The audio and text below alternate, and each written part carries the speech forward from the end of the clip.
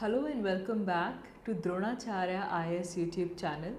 I am Dr. Daman Benipal presenting you daily current analysis covering 29th April 2022. इस video lecture में हम आज के इम्पॉर्टेंट करंट अफेयर्स डिस्कस करेंगे जो कि हमारे UPSC preparation point of view से इम्पॉर्टेंट हैं. So let's begin with it. तो चलिए शुरुआत करते हैं. आज का हमारा पहला न्यूज़ आर्टिकल 5G टेक्नोलॉजी या फिर इंडिया में 5G नेटवर्क से रिलेटेड है. So for this government is likely to hold the 5G spectrums auction in early June. By June 2022 जो 5G स्पेक्ट्रम का जो ऑक्शन है इंक्लूडिंग 5G एयरवेव्स ये स्टार्ट हो जाएगा. This is on track. And इसके बाद 5G सर्विसेज की जो कमर्शियल रोल आउट हो सकती है that is expected from August to September 2022. And right now जो इशू चल रहा था regarding the high spectrum prices with the industry, government is positive कि इस इशू को भी रिजॉल्व किया जाएगा. So regarding this the telecom regulatory authority of India TRAI, इनकी कुछ रिकमेंडेशंस आई थी एंड इन्होंने जो मेगा ऑक्शन है उसे प्लान किया है at the value of 7 lakh crore rupees at the base price. जो भी मल्टीपल बैंड्स हैं फॉर दिस रेडियो वेव्स, इसके लिए बेस प्राइस 7.5 लाख करोड़ रखा गया है. This will be allocated over 30 years. तो ये रिकमेंडेशंस टेलीकॉम रेगुलेटर TRAI ने की हैं, the telecom regulator authority of India. इसे लेकर मिनिस्ट्री ने कहा कि now digital communications commission will take a call on these recommendations and then there would be more clarification according to it. So till now TRAI की जो recommendations हैं for this mega action plan that is of over 7.5 lakh crore for over 1 lakh megahertz spectrum in case government allocates it for a period of 30 years. अगर 20 years के लिए allocation होती है तो जो value है जो spectrum की that will come around 5.07 lakh crore अगर ये allocation 20 years के लिए होती है. तो फिलहाल जो मेजर इशू 5G सर्विसेज के ऑक्शन को लेकर है that is regarding the pricing. It's about the high price of this spectrum. तो अगर हम इस प्राइसिंग को भी देखें तो TRAI ने इससे पहले जो 2018 में जो इसके प्राइसेस रखे थे उसके कंपैरिजन में 39% जो प्राइसेस हैं उन्हें रिड्यूस किया है as compare to the last prices. And telecom operators have still said that the recommended rates are higher than the global benchmark. तो बड़ा इशू फिलहाल प्राइसिंग को लेकर चल रहा है between the government and the industries. And इस news article में टेलीकॉम मिनिस्टर ने ये पॉजिटिव रिस्पॉन्स दिया है that they are resolving these issues and therefore जो ऑक्शन है वो जून 2022 में हो जाएगी एंड इंडिया में 5G सर्विसेज अगस्त और सितंबर 2022 से रोल आउट हो जाएंगी. एंड यहाँ से हम हमारे कुछ बेसिक्स क्लियर करेंगे. 5G स्पेक्ट्रम यहाँ से इम्पॉर्टेंट हो जाता है. We need to know about the 5G technology. तो पहली चीज़ जो हम यहाँ पे एड्रेस करेंगे that is to understand that what is 5G technology. So ये बेसिकली मिलीमीटर वेव स्पेक्ट्रम में ऑपरेट करता है 30 to 300 gigahertz and this is the latest upgrade in the long term evolution LTE. बहुत बार आपने देखा होगा कि आपके मोबाइल का जो डेटा वाला जो एरिया होता है वहाँ पे LTE लिखा हुआ आता है. तो पहली चीज़ तो आपको ये पता होना चाहिए what is LTE. This is long term evolution. तो ये LTE का लेटेस्ट अपग्रेड है and this is basically mobile broadband network और मोबाइल ब्रॉडबैंड सिस्टम. एंड इसकी 4G की कंपैरिजन में जो लेटेंसी है वो काफ़ी रिड्यूस हो चुकी है. तो स्पीड काफ़ी ज़्यादा हाई है. 5G टेक्नोलॉजी इसमें हमारे पास अगर हम हाई बैंड स्पेक्ट्रम की बात करें तो वहाँ पे जो इंटरनेट स्पीड को टेस्ट किया गया है this is as high as 20 gigabits per second. 20 gigabits per second की हाई बैंड जो हमारा 5G स्पेक्ट्रम का है उसकी इंटरनेट स्पीड को टेस्ट किया गया है. वेल हमारी जो 5G स्पेक्ट्रम है याद रखिएगा there are 3 bands of this spectrum and सबसे पहले 3 बैंड्स कौन कौन से हैं ये पता होना चाहिए. First one is low band spectrum, second is mid band spectrum and the third one is high band spectrum. सबसे पहले अगर हम लो बैंड स्पेक्ट्रम की बात करें तो इसमें काफ़ी अच्छा प्रॉमिस हमें दिखता है in terms of coverage as well as speed of the internet and data. Specially अगर हम एक्सचेंज की बात करें, यहाँ पे जो मिनिमम स्पीड हमें मिलेगी that is limited to 100 Mbps, that is megabits per second. तो लो बैंड स्पेक्ट्रम की in terms of coverage and speed of the data exchange this is more promisable. And जो टेलीकॉम कंपनीज़ हैं they can use and install it for commercial cell phone users who may not have specific demands for high speed internet, जिनको ज़्यादा high speed internet नहीं चाहिए। सो ऐसे commercial cell phone users के लिए जो टेलीकॉम कंपनी है ये जो लो बैंड स्पेक्ट्रम है 5G का उसे यूज़ कर सकते हैं, उसे इंस्टॉल कर सकते हैं। एंड हाउएवर इंडस्ट्रीज़ की जो स्पेशलाइज नीड्स होती हैं ये उतना ऑप्टिमल नहीं है। ये सिर्फ उन्हीं कमर्शियल सेलफोन यूज़र्स के लिए है जिनकी ज़्यादा स्पेसिफिक डिमांड नहीं है in terms of very high speed network. Still the speed is very high, maximum speed इसकी 100 मेगाबिट्स पर सेकेंड जाती है। तो पहला हमारा जो स्पेक्ट्रम है that is low band spectrum. Next आता है mid band spectrum. Now as compare to low band spectrum definitely mid band spectrum की जो स्पीड है that is more higher, but यहाँ पे जो लिमिटेशंस आती हैं that comes in the form of coverage area and the penetration of signal. Coverage area और penetration of signal को लेकर मिड बैंड स्पेक्ट्रम जो है वो क्वेश्चनेबल हो जाता है। This can be use by industries, जो हमारे पास स्पेसिफिक फैक्ट्री यूनिट्स हैं वो इसे यूज़ कर सकती हैं। कैसे यूज़ करेंगे? पहले उनको कैप्टिव नेटवर्क्स को बिल्ड करना होगा that can be modulated according to the need of that particular industry.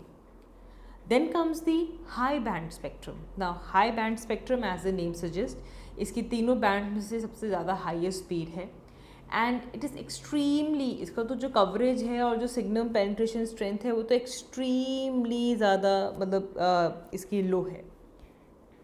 तो मतलब जो लो बैंड स्पेक्ट्रम है उसकी कवरेज और जो पेनिट्रेशन है वो ज़्यादा है, मिड बैंड की उससे कम है, हाई बैंड की सबसे कम है।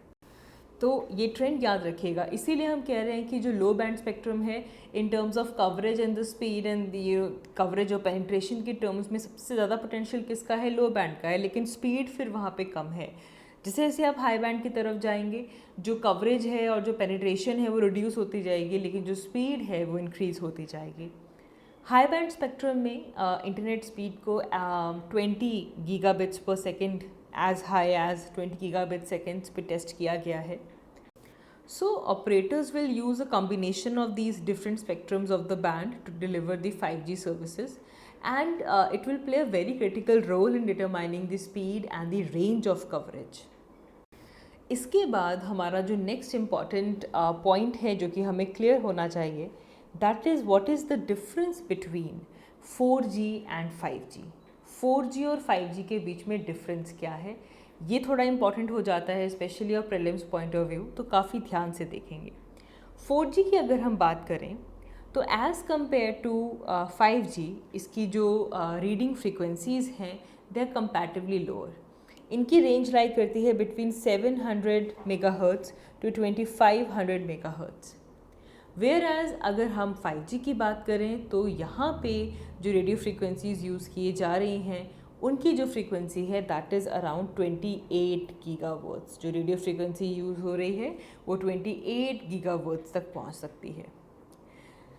5G के कंपैरिजन में 4G का जो स्पीड है वो कम है, डाटा ट्रांसफ़र कम है, वेयरएज 5G की फास्टर स्पीड है विद मोर डाटा ट्रांसफ़र। ये तो हमें क्लियर ही होता है, तभी हम नेक्स्ट जनरेशन की तरफ बढ़ रहे हैं।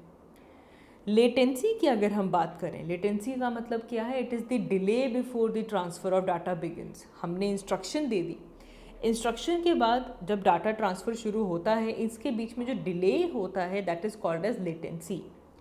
तो 4G के अंदर जो लेटेंसी है दैट इज़ हायर एंड यहाँ पे लेटेंसी हमें 20 to 30 मिली सेकेंड्स की मिलती है। Whereas 5G की अगर हम बात करें तो it has lower latency and it is predicted to be below 10 milliseconds and in best case it is around 1 milliseconds।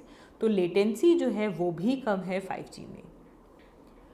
उसके बाद अगर हम नंबर ऑफ़ डिवाइसेस की बात करें तो जो 4G है वो लेस नंबर ऑफ़ डिवाइसेस को सपोर्ट करता है, अराउंड 4000 डिवाइसेस पर स्क्वायर किलोमीटर को ये केटर कर पाएगा। लेकिन अगर हम 5G की बात करें तो 5G क्या करता है, it uses millimetre wave spectrum. 4G क्या कर रहा है, किलोमीटर वेव स्पेक्ट्रम के हम इसमें पर्सपेक्टिव में देख रहे हैं। 5G uses a millimetre wave spectrum, जिसकी वजह से ज़्यादा डिवाइसेस आप यूज़ कर सकते हैं with in the same geographical area, and therefore it can support 1 million पर स्क्वायर किलोमीटर। आप डिफरेंस देख रहे हैं, 4G में 4000 डिवाइसेस पर किलोमीटर जा रही हैं और 5G में 1 मिलियन स्क्वायर किलोमीटर डिवाइसेस को ये सपोर्ट कर सकता है। एंड देयरफॉर 4G की वजह से कंजेशन ज़्यादा हो चुका है, लेस कवरेज है, लेकिन 5G में न्यू डिजिटल टेक्नोलॉजी को यूज़ किया गया है, देयरफॉर यहाँ पे कवरेज, स्पीड और कैपेसिटी ये तीनों ही इम्प्रूव्ड हैं। यहाँ पे अगर हम ग्लोबल सिनेरियो देखें तो कमर्शियल 5G नेटवर्क की डिप्लॉयमेंट वर्ल्ड वाइड 2020 में शुरू हो गई थी, and it is expected to reach 12% of the world mobile networks and to generate revenues up to 1.3 trillion US dollars by 2025 for operators. तो काफ़ी बड़ा पोटेंशियल है 5G स्पेक्ट्रम का। यूनाइटेड स्टेट्स में 5G को 50 सिटीज़ में डिप्लॉय किया गया है, साउथ कोरिया में भी 85 में सिटीज़ में 5G दिया गया है, और जापान और चाइना में भी ट्रायल बेसिस पे 5G मोबाइल सर्विसेज आपको यूज़ किया गया है। इंडिया की अगर हम बात करें तो क्या इंडिया रेडी है for this 5G leap? So department of telecommunication ने ये कंफर्म किया है कि 13 सिटीज़ जो इंडिया में हैं they will get 5G services in 2022। इसमें Delhi, Mumbai, Kolkata, Chennai, Gurugram, Chandigarh, Bangalore, Ahmedabad, Jamnagar, Hyderabad, Pune, Lucknow, Gandhinagar, all the cities are included. ना इसके बाद हम अगर 5G की एडवांटेजेस की बात करें, बेनिफिट्स की बात करें, तो क्लियरली ये एक न्यू जनरेशन मोबाइल नेटवर्क है and it has transformative potential to provide for wide range of benefits to our Indian economy. And इसको अगर हम कंबाइन कर दें विद आर्टिफिशियल इंटेलिजेंस तो ये एक न्यू फेस बन सकता है of our connected and autonomous system. तो 5G के एडवांटेजेस की अगर हम बात करें तो सबसे पहले तो 5G टेक्नोलॉजी के जो सिस्टम कंपोनेंट्स हैं उनकी डेवलपमेंट, उनकी टेस्टिंग, उनकी प्रोलिफरेशन इंडिया में शुरू होगी, एंड इसके साथ ही में हमारा जो नेक्स्ट डेवलपमेंट है 6G टेक्नोलॉजी लैंडस्केप, उसकी फाउंडेशन इंडिया में शुरू हो जाएगी, and users will be able to stream videos with multiple camera angles during the sports matches और even play immersive video games using VR headsets. And इसकी वजह से हमारा जो mesh of connected internet of things हैं वो enable हो जाएगा। ऐसे ही इंटरनेट ऑफ थिंग्स की जो डिवाइसेस हैं, जो सर्विसेज हैं वो ज़ीरो फेल रेट पे काम आएंगी as in case of connected cars. So there are so many benefits. अगर हेल्थ केयर की बात करें तो वहाँ पे हम एक सेंसर नेटवर्क लगा सकते हैं to track the patient and share information faster than ever before. Public safety की बात करें तो एक काफ़ी बड़ा नेटवर्क जो कि काफ़ी रैपिडली रिस्पॉन्स करे with time, specially with the public work. इसमें जो इंसिडेंट्स हैं, जो इमरजेंसीज़ हैं, उनको रिपोर्ट किया जाए in seconds, and so that जो म्यूनिसिपैलिटीज़ हैं they can also react fast to it and this will reduce the cost as well. Then जो हमारे ऑटोनॉमस व्हीकल्स हैं, 5G व्हीकल्स को भी अलाउ करेगा to communicate with them with infrastructure on the road, improving safety, alerting drivers to travel conditions and performance information. इसके अलावा 5G technology को हम एग्रीकल्चर और स्मार्ट फार्मिंग में भी इन फ्यूचर यूज़ कर सकते हैं। We can use certain sensors and GPS technology, जिससे जो फार्मर्स हैं वो अपने लाइफ स्टॉक की लोकेशन को ट्रैक कर सकते हैं and they can manage them easily.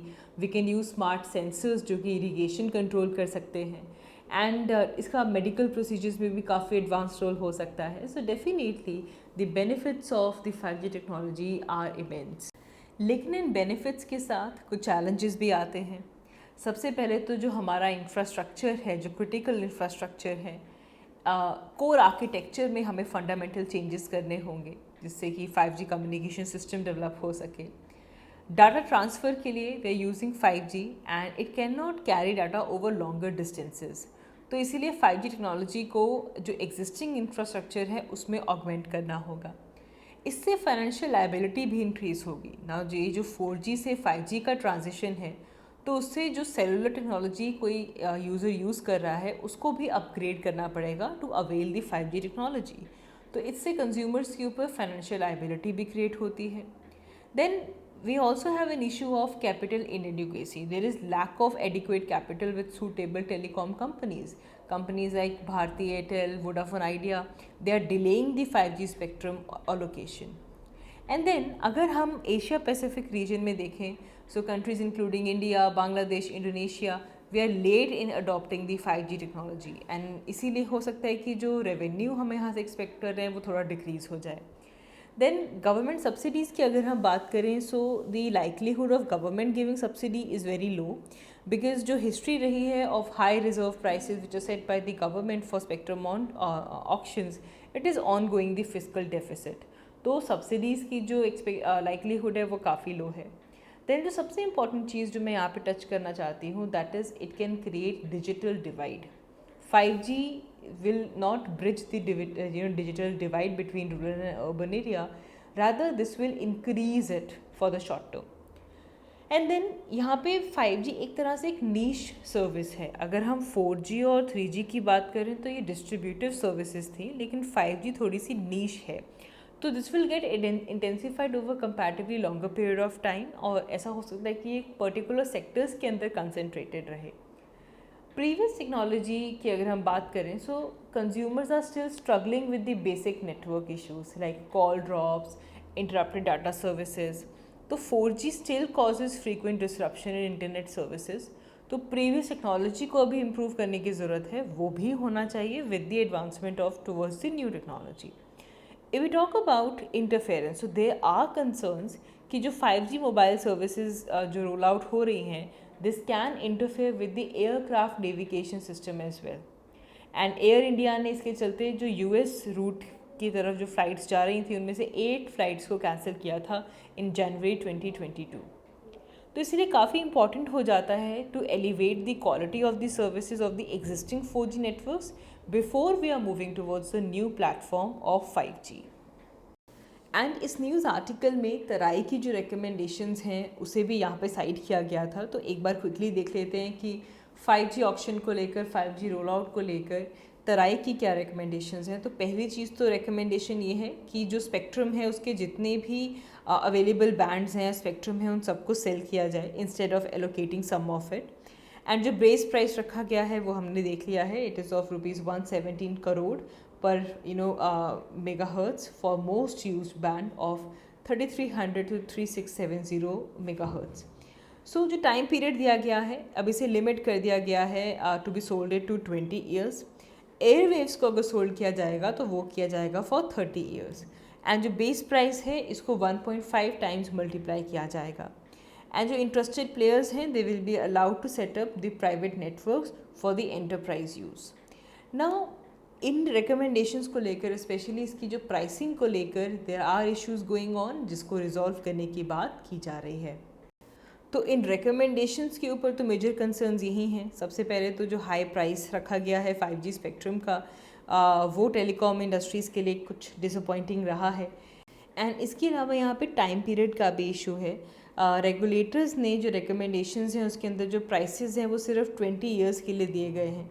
Now, despite the government का जो decision है that is to allocate the new spectrum for 30 years, तो यहाँ पे जो logic है वो थोड़ा defied रहता है. Then there is major cut in prices owing to 1.5 time multiplier, 1.5 times जो हमने बात की थी. तो तराई ने recommend किया है कि if spectrum is purchased for 30 years, तो जो effective cut होने वाला है prices में that would be in the range of 3 to 10% or much lower than that. लेकिन इंडस्ट्रीज़ की यहाँ पे डिमांड है कि इट शुड बी ऑफ 90%.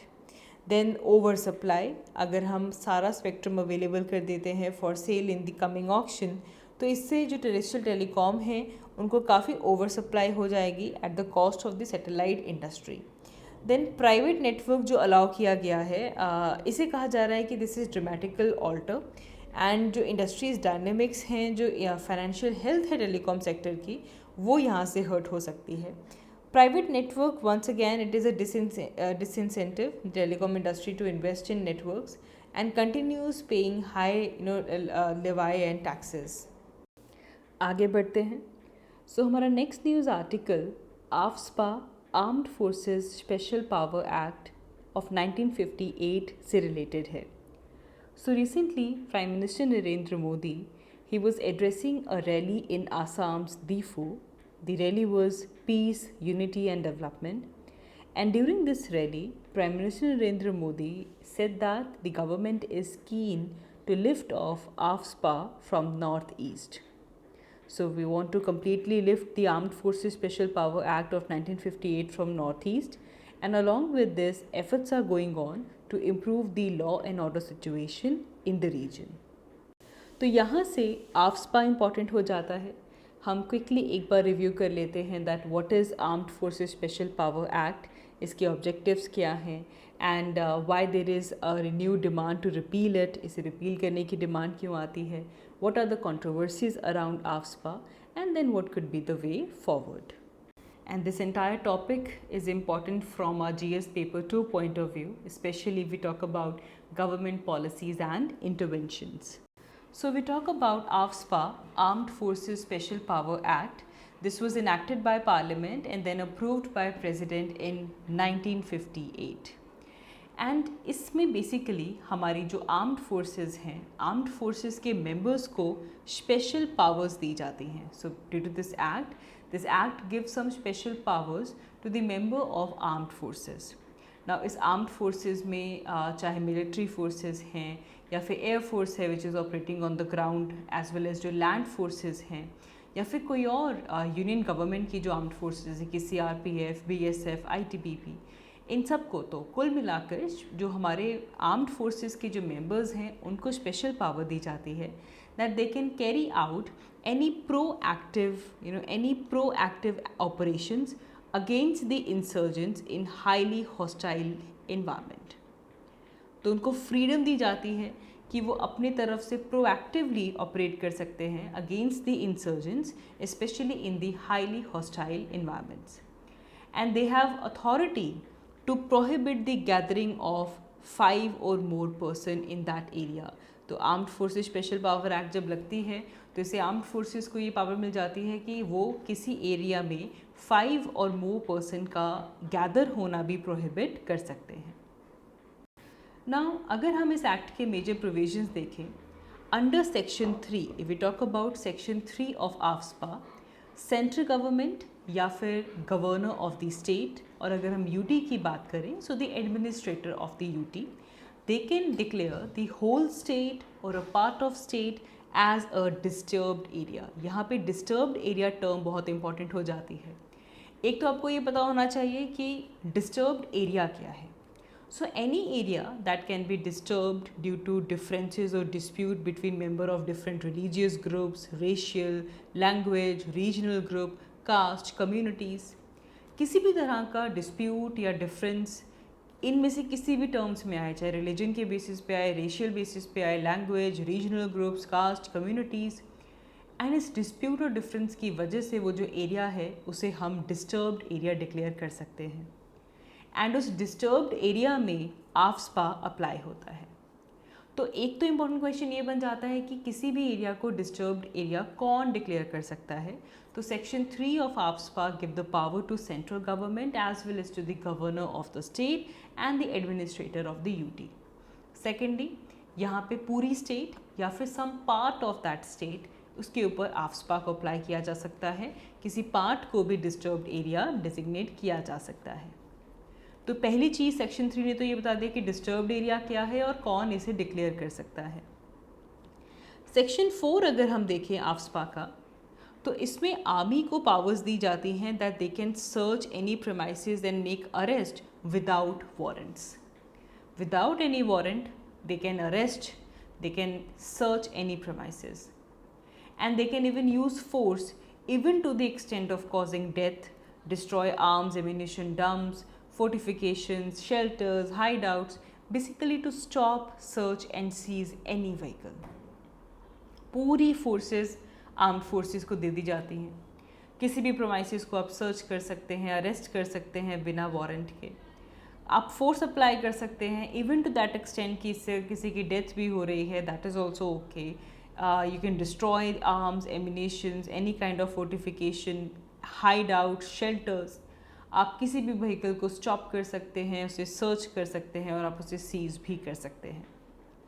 यहाँ पे आर्टिकल्स, यहाँ पे सेक्शन 6 की अगर हम बात करें, इट ऑल्सो सेज दैट कि जो अरेस्टेड पर्सनस हैं या फिर जो सीज्ड प्रॉपर्टीज़ हैं, they are made over to the police with least possible delay, then they are made over to the police after that. Section 7 अगर हम देखें तो Section 7 talks about the protection of persons, the protection of person who are acting in the good faith in their official capacity. तो जो भी person, armed forces का person जो भी इस आफ्सपा के अंदर ये सब कुछ कर रहे हैं, उन सबको प्रोटेक्शन दी जाती है under AFSPA only because they are acting in good faith in their official capacity. And basically जो प्रोसिक्यूशन है, it is only permitted after the sanction of the central government.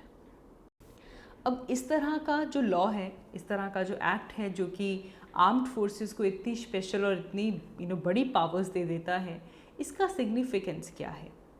तो आर्म्ड फोर्सेस को वो areas जहाँ पे counter insurgency हो रही है या फिर जहाँ पे टेररिस्ट ऑपरेशंस चल रहे हैं, वहाँ पे उनको डिप्लॉय किया जाता है, and other forces as well. And if the state has failed to bring the situation under control, अगर स्टेट नहीं सिचुएशन अंडर कंट्रोल लेकर आ पा रही, तो ऐसे केस में आर्म्ड फोर्सेस को वहाँ पे डिप्लॉय किया जाता है। अब आर्म्ड फोर्सेस यहाँ पे जब ऑपरेट करती हैं तो they require certain special powers and certain protection from the existing law, and therefore AFSPA काफ़ी एसेंशियल हो जाता है, especially if you are combating insurgency in the country, और you are protecting the border, you are fighting against terrorist operations.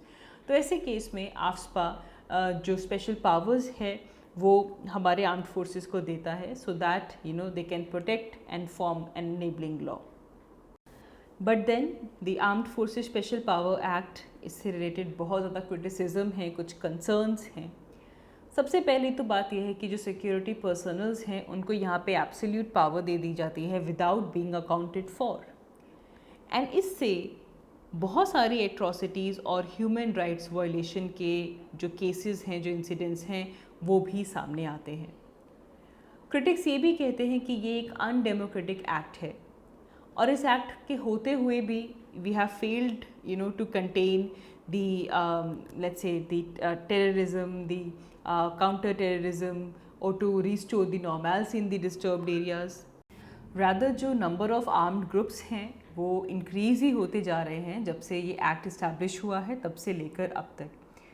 And ये हम सब इसके criticisms को फॉलो कर रहे हैं, and even we hold it responsible for the spiraling violence in the area it is in force. rather जहाँ पे इन फोर्स है वहाँ पे जो वायलेंस के केसेस हैं वो काफ़ी स्पायरल अप भी होते हैं। वेल इसे लेकर अगर हम जस्टिस जीवन रेड्डी कमेटी देखें, जिसे 2005 में सेटअप किया गया था, so that they will review the AFSPA and make the recommendations, and according to the Jeevan Reddy committee as well, he recommended that AFSPA should be repealed, and इसकी जगह हमारा जो अनलॉफुल एक्टिविटीज़ प्रोटेक्शन एक्ट है UAPA, इसे हमें strengthen करना चाहिए to fight with the militancy.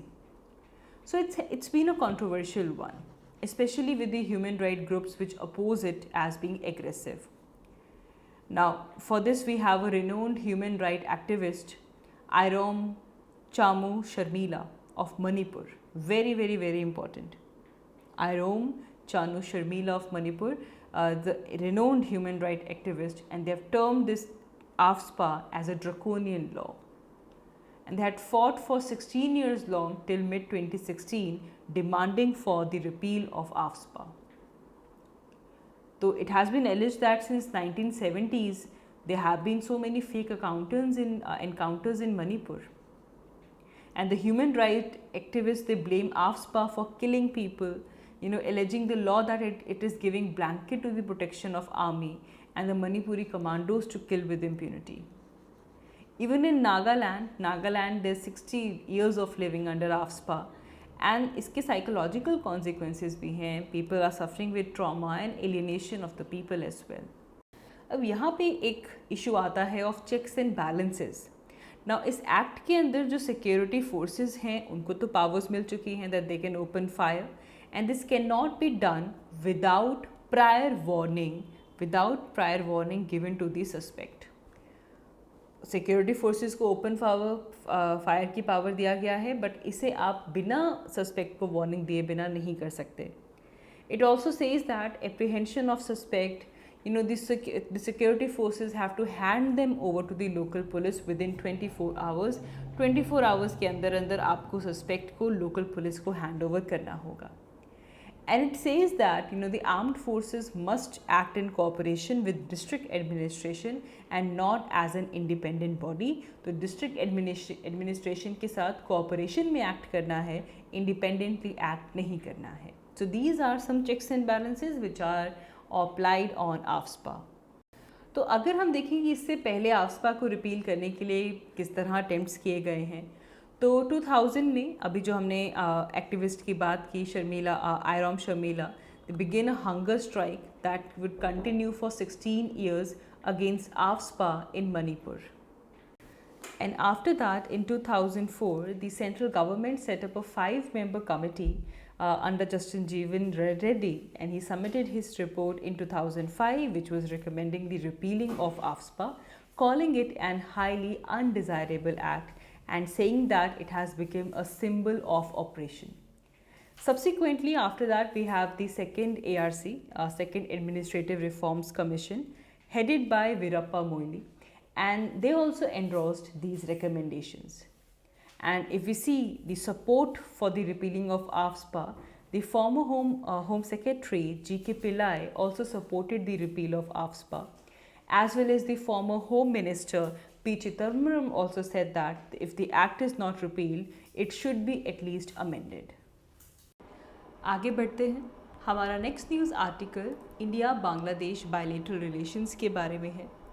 So recently, External Affairs Minister held talks with the External Affairs Minister of Bangladesh. So India के External Affairs Minister Dr. Jaishankar, he is on 2-nation neighborhood visit, and इस visit के दौरान Dhaka was the first stop for him. दोनों ही countries की बात करें, so both the countries have been affected by the high energy prices following the Ukraine crisis, and both the countries has voted very cautiously at the various United Nations platforms related to the Russia-Ukraine conflict. And इस दौरान trade commerce को promote करने को emphasis दिया गया. And जो connectivity है, specially right now because we are facing the global supply shortages and supply chain disruption हो चुकी है, तो इस दौरान बांग्लादेश और इंडिया के बीच में जो कनेक्टिविटी है उसे इन्हांस करने की बात की गई है. And Bangladesh has also urged India to help in lifting the US sanctions which was imposed on the Rapid Action Battalion, which was passed and accused of extrajudicial killings. इस विज़िट से पहले प्रेसिडेंट रामनाथ कोविंद भी ढाका में होस्ट किए गए थे during the विजय दिवस celebration last December. So it is understood that the Prime Minister, Ms. Hasina, she is likely to visit India before the end of summer. So now, External Affairs Minister, as he is on his 2-nation neighborhood visit, तो पहला stop Bangladesh में होने के बाद now he is going to Bhutan after this. So इस news article से आज हमने बांग्लादेश का जो मैप है इंडिया के साथ, इसे देखना है. आपने देखना है कि कौन कौन सी वो स्टेट्स हैं जो बांग्लादेश को टच करती हैं, how many states are there. And one more thing that you will notice today, that which country shares the longest border with India. India का longest border कौन सी कंट्री के साथ है ये भी हम देखेंगे. कौन कौन सी स्टेट्स बांग्लादेश को बॉर्डर करती हैं ये भी आज आपने देखना है. This is the map exercise for you. ये आर्टिकल प्राइमरीली इंडिया और बांग्लादेश का जो मैप है उसे डिटेल में कवर करने के लिए लिया गया है. So after this video you will be nicely seeing the map of Bangladesh and India. आगे बढ़ते हैं. हमारा next news article Indian economy point of view से इम्पॉर्टेंट है. It is about quarterly employment survey. Prelims point of view से भी topic important है और मेंस पॉइंट ऑफ व्यू से भी इम्पॉर्टेंट है. स्पेशली अगर हम यहाँ पे GS पेपर 3 की बात करें, so there we have a topic called as employment, and this is quarterly employment survey. इस आर्टिकल से प्रीलिम्स पॉइंट ऑफ व्यू से आपको all India quarterly establishment based employment survey के बारे में पता होना चाहिए, पीरियोडिक लेबर फोर्स सर्वे इसके बारे में भी पता होना चाहिए।